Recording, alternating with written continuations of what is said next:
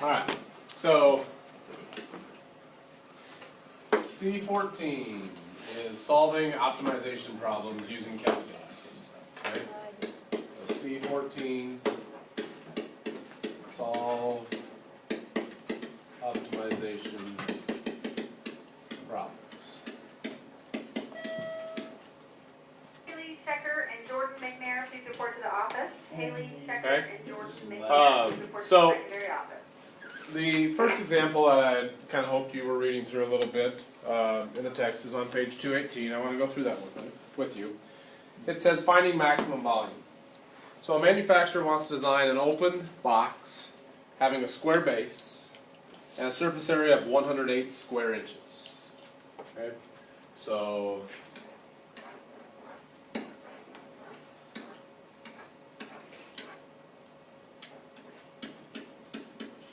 box is open on top, they're saying. The surface area is 108 inches squared. It has a square base. So I'll just call those X right there. And what dimensions will produce a box with a maximum volume? Alright.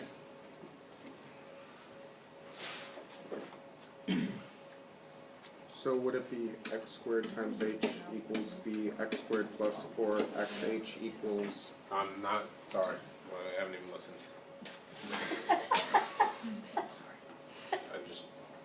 My mind was finishing up what's up here, so. Ich bin... So with that,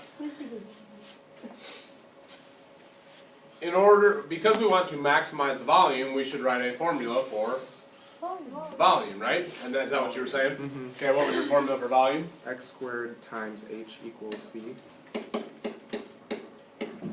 Okay. Now, So the volume is equal to x squared times h because the volume of a box is base times length times width times height. Because the base is square, x times x would give us the area of the base, and we'll multiply it by the height. Okay. But again, we want to create a box that has a maximum volume. Okay. Yep. so, since it gave us the surface area, one thing I was wondering with that is would we do x squared plus 4xh, or would we still count it as the top part being, so we'd just be measuring the sides and, Yep. okay. Yep. They gave us the surface area because without the surface area, or without that additional information, It could be infinitely okay, large. there are a lot of different options, and if you want to maximize the volume, I mean, then you just can make those x and h values anything you want to, okay, as large as you really could. But there's some limitation, saying the surface area has got to be 108. Surface area on this particular open-topped box would be the area of all the surfaces added together. So x squared plus 4xh. The x squared comes from where? The bottom. The bottom, x times x. And the 4xh comes from where? Side. The four sides, because each side would be x times h. Okay, and there's four of them. And it's an open-top box, so we don't have the additional x squared on top. Okay? So surface area equals x squared plus 4xh. You know the surface area is 108.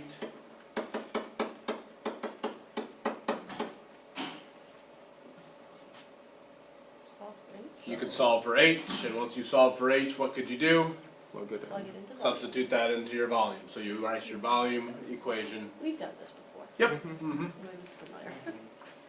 So you get 108 minus x squared all over 4x equals h. I skipped a lot of steps there.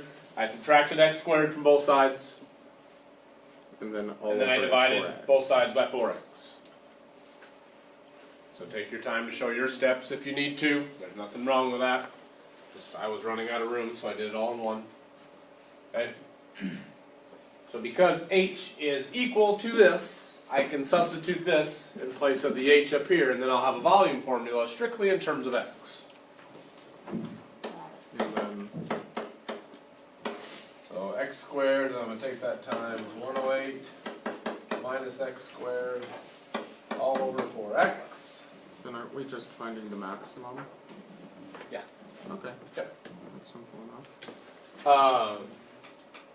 You're not going to find the maximum using a graphing calculator and Right, calculate the but max. we're We're gonna use essentially doing calculus. what the calculator is doing by finding the derivative of it, and then finding the maximum like we've been doing for Yes. Yes. the, Okay. Let's simplify this. as in distributing the x squared into it, or what do you mean? I'd do something before I distribute anything. I would have probably canceled this x with one of these, Oh, just yeah. to make it a little bit easier. Because this is like x squared over 1, right? Or in other words, x times x. And one of those x's would cancel one of those. So I would probably do this first.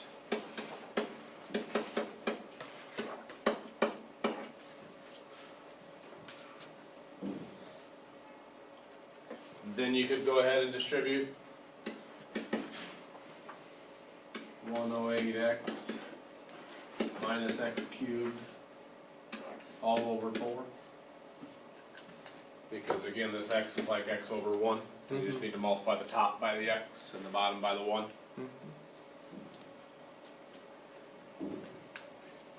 Because we are finding the maximum, it's going to involve a derivative.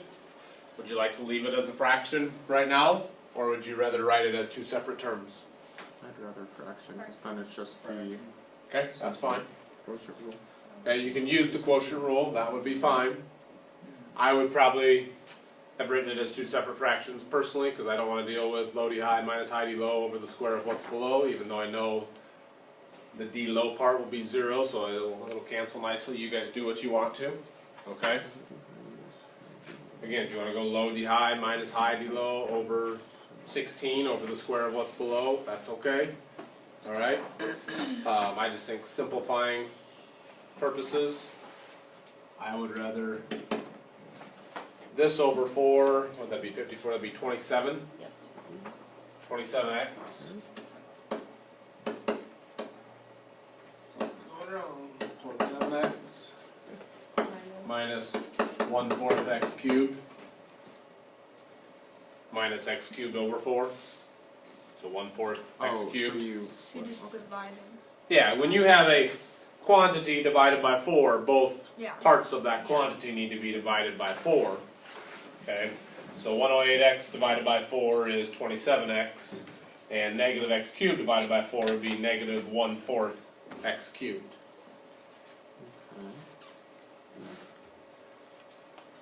And I want to maximize this. Okay, but before I do that, I want to think about the domain a little bit. wait a minute. Can x be negative? No. No. Okay.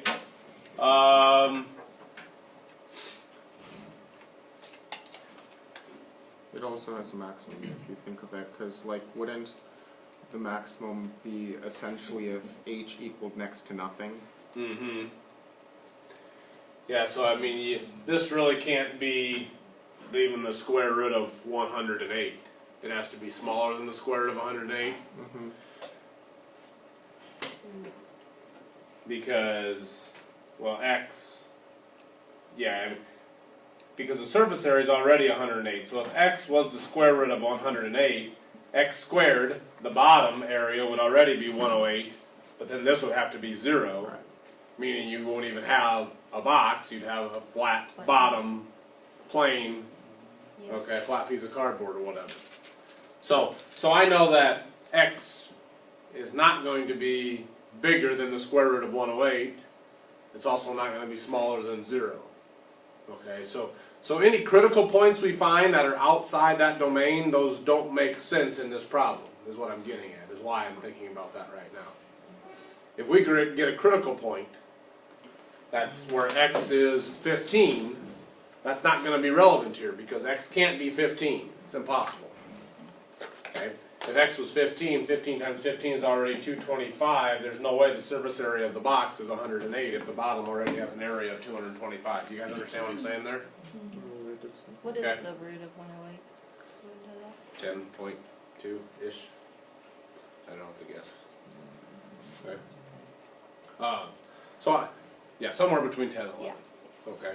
So anyway, 27x minus 1/4 x cubed. So v prime would equal 27 minus Oh, that's 3/4 x squared. Yes. okay. Alright? Okay? If I want to find a maximum, what do I do with the derivative? Plug in 0. Set it equal to 0 and try and find the critical points, right? Okay? So 0 equals 27 minus 3/4 x squared. Subtract 27.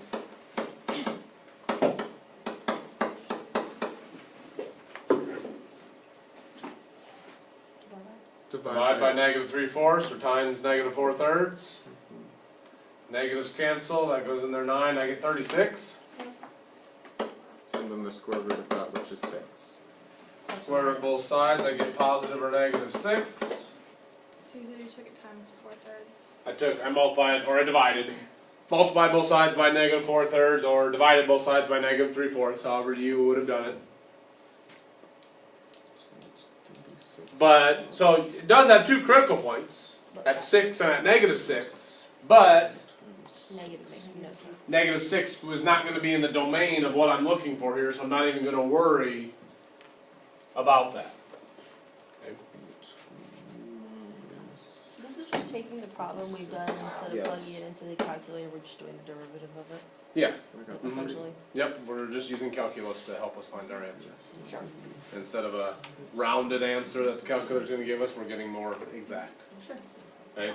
I mean, if you wanted to, guys, you could definitely figure out when is it increasing, when is it decreasing, just like we've been working But we on. don't care about Okay?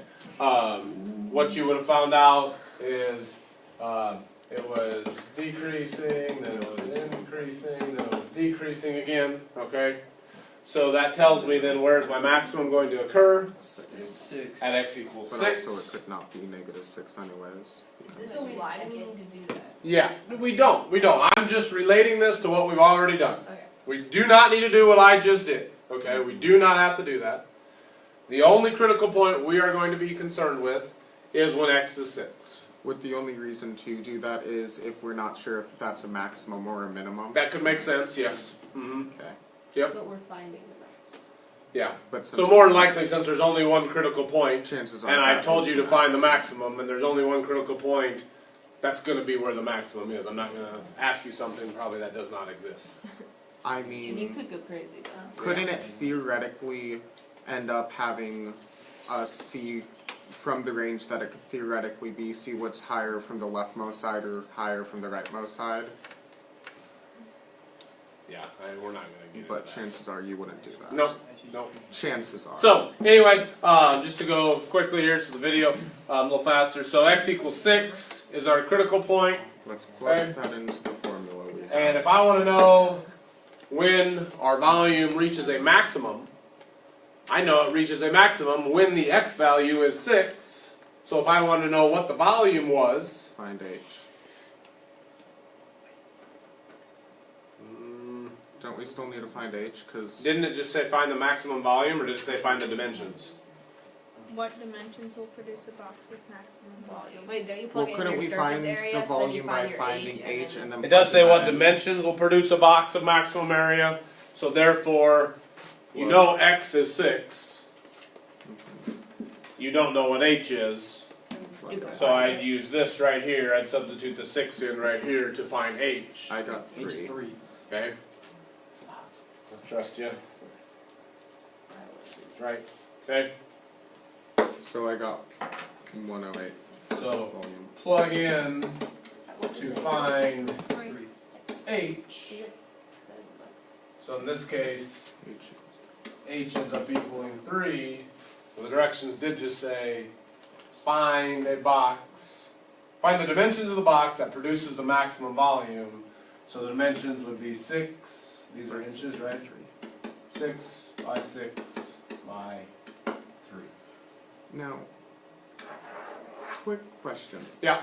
So, since you thought that we were trying to find the volume, the way that I'd usually find that is by finding H so that I'd have all the dimensions and plugging it in You I made would it just sound like. done right here. I don't even need to find Yep, each. that makes sense. But what you were gonna do is gonna work, That makes a lot more sense. but that was just gonna be more efficient. Mhm. So, so anyway, there's an example of an optimization problem. You're given a situation, you write an equation for it, and you're gonna find a maximum or minimum without just finding it on the calculator by telling the calculator to trace or calculate the left bound, right bound, find the highest value between the two of them. You're using calculus to do that. Isn't this essentially the same thing that we did in algebra, except instead of just using the calculator, we're using what the calculator does? In a sense, yes. Yep. Okay.